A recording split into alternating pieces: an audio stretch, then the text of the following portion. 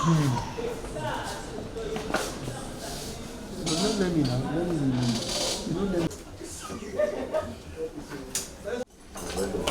Stop first.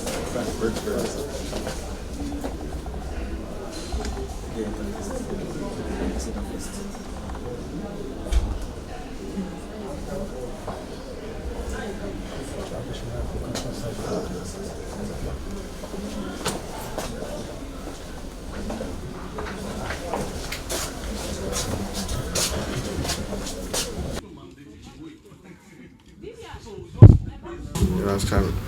But we decided, in view of the mood of the nation and everything, yes, not to further adumbrate on this issue. The court has spoken, the court has spoken.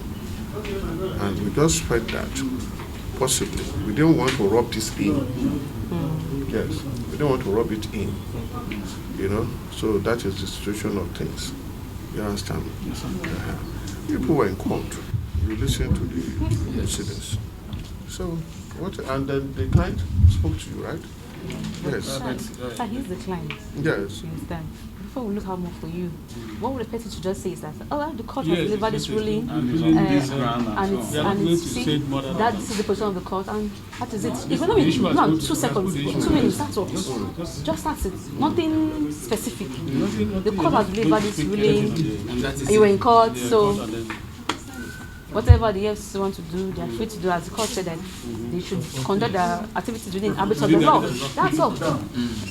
Came out today, and it just says that everybody should respect the law and nobody's above the law. That is the bottom line of the court's ruling. What was the basis of the charges? Well, it was based on the argument that we made in court, that the court found favorable our part and nothing more. Your name, please? Chijoko Eneke. Nigeria is our nation, and we must do everything to protect its integrity. I believe that nothing should discourage the EFCC from doing their work. They should do their work. They're doing quite well, but they should try to make sure everything is within the ambit of the law. That's just what we're saying. But I just thank God Almighty that finally, the third time actually, that same court is saying the same thing over and over and over again. So this is not about who is wrong, who has won or who has lost. It's about this nation. Fighting against corruption is something that must be done, and we must continue to do that. Support the EFCC to do that, but let it be within the ambit of the law. Thank you. Thank you very much.